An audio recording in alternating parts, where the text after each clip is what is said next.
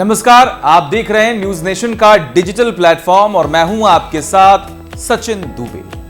अगर आपने कभी हवाई जहाज से सफर किया है तो आपको बतौर यात्री लगेज और एयरप्लेन मोड में डिवाइस इस्तेमाल करने जैसे नियमों की जानकारी होगी। इसके अलावा पायलट के दूसरे विमानों को रास्ता देने या ओवरटेक करने के नियमों के बारे में भी आपको पता होगा।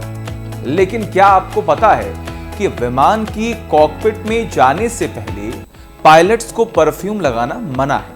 अगर आपको यह जानकारी नहीं है, अगर आपको इसके बारे में नहीं है मालूम, तो यह वीडियो आपके लिए है। चलिए जानते हैं कि इस अजीब रूल के पीछे का कारण है क्या और ये उनके लिए इतना जरूरी क्यों है। ऐसे उद्योग में जहां छोटी छोटी बातें भी बड़ा बदलाव ला सकती हैं, ऐसी सावधानियों को बहुत गंभीरता से लिया भी जाता है। तो आखिर यह नियम क्यों है और पायलटों के लिए यह इतना जरूरी क्यों है? आइए इस असामान्य नियम के पीछे की वजह को समझते हैं। विमान उड़ाना सिर्फ एक स्किल नहीं है, इसमें सख्त नियमों का पालन करना भी शामिल है, जो सिर्फ तकनीकी नियमों से कहीं ज्यादा है। कई लोगों को हैरान करने वाले नियमों में से एक यह है कि पायलटों को कॉकपिट में कदम रखने से पहले परफ्यूम न लगाने की सलाह दी जाती है। यह सुनने में भले ही अजीब लगे, लेकिन यह नागरिक उड्डयन महानिदेशालय यानी कि directorate general of civil aviation यानी कि DGCA द्वारा निर्धारित सुरक्षा और स्वास्थ्य दिशा निर्देशों का हिस्सा है। ऐसे उद्योग में जहां छोटी छोटी बातें भी बड़ा बदलाव ला सकती हैं, ऐसी सावधानियों को बहुत गंभीरता से लिया भी जाता है। नतीजतन भले ही पायलट ने शराब का सेवन न किया हो, फिर भी इन प्रोडक्ट्स के इस्तेमाल से गलत रीडिंग आ सकती है। ऐसे जोखिमों से बचने के लिए पायलटों को सलाह दी जाती है कि वे ऐसी किसी भी चीज से दूर रहें जो परीक्षण में बाधा डाल सकती है।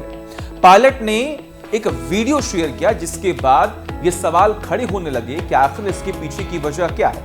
दरअसल कैप्टन तोमर अवधेश ने हाल ही में एक इंस्टाग्राम वीडियो में इस नियम के पीछे का कारण बताया।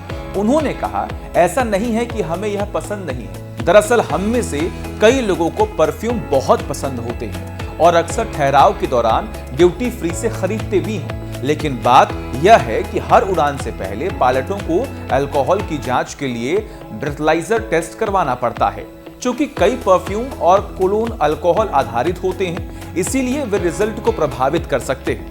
अवधेश ने आगे कहा, ब्रेथलाइजर डिवाइस इतना सेंसिटिव होता है कि यह 0.0001% तक भी अल्कोहल का पता लगा सकता है।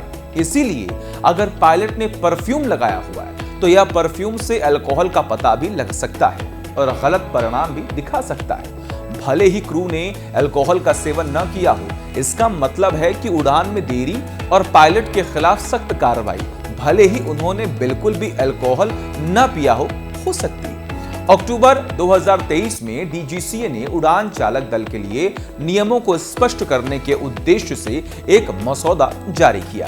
अब जानकारी मिली और इसमें कहा गया कि पायलटों और चालक दल के सदस्यों को अल्कोहल युक्त उत्पादों जैसे परफ्यूम, माउथ वॉश और कुछ जेल या दवाओं के इस्तेमाल से बचना चाहिए, क्योंकि ये ब्रेथलाइजर टेस्ट में पॉजिटिव दिखा सकते हैं।